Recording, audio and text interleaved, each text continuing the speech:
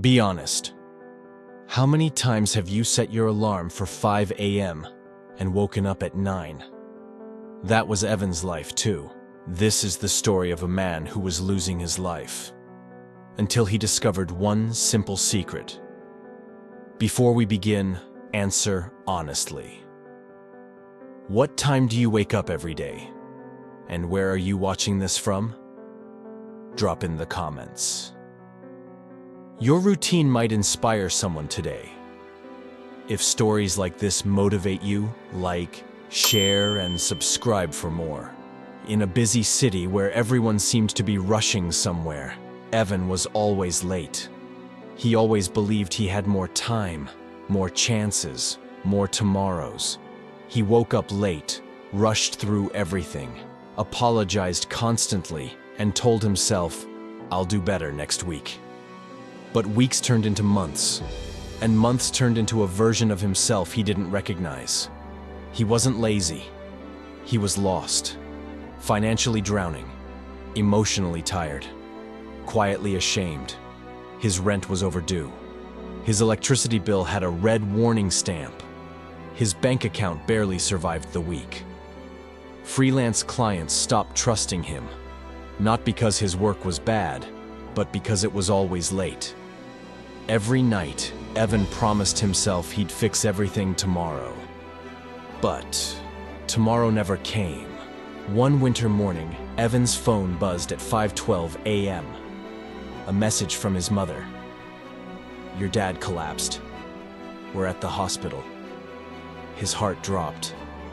His father had been asking him for weeks to join him on morning walks.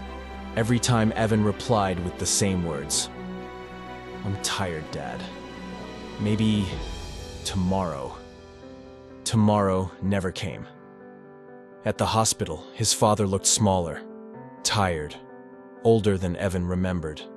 He held Evan's hand and said softly, "I waited for you every morning." That sentence did something Evan couldn't explain. It didn't shout, it didn't accuse, it just stayed. That morning, Evan promised himself, "I will never waste another morning of my life."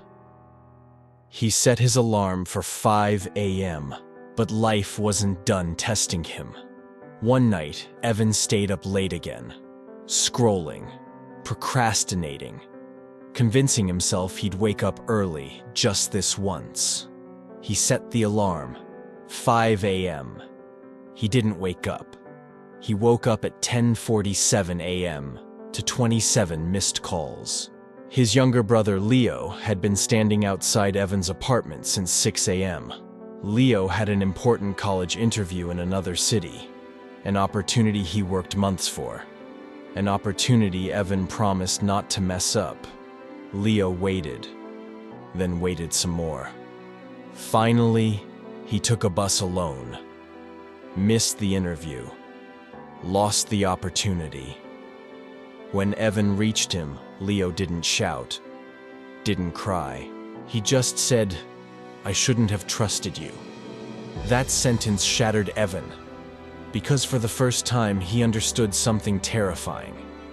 His habits weren't just ruining his life. They were hurting the people who believed in him.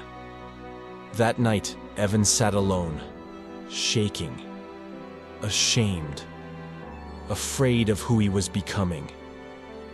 He whispered, "I will never let sleep steal my life again." He set the alarm for 5 a.m., and this time, he didn't fail. When the alarm rang, Evan's body begged him to stay in bed, but guilt pushed him up. Regret pushed him up. Love for his father and brother pushed him up. He stepped outside. The world was quiet. No pressure. No expectations. For the first time in years, he felt something shift. He realized something important. 5 a.m. wasn't just a time. It was a doorway. A doorway to a version of himself he had forgotten. Evan soon realized he wasn't alone. At 5 a.m., he met people fighting silent battles. Jordan, a former athlete whose career ended with an injury. He trained early because it was the only time he didn't feel judged.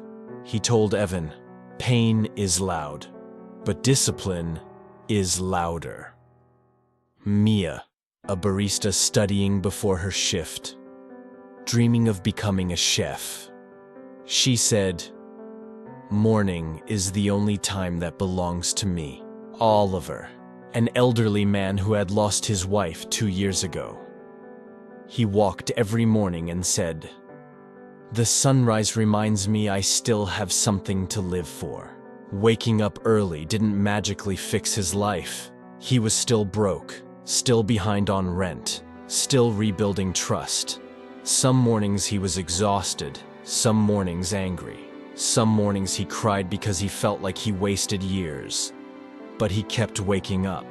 At 5 a.m. he rebuilt himself quietly.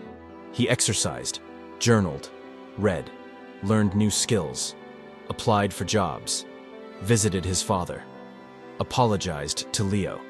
Slowly, guilt turned into gratitude. Regret turned into responsibility. Pain turned into purpose.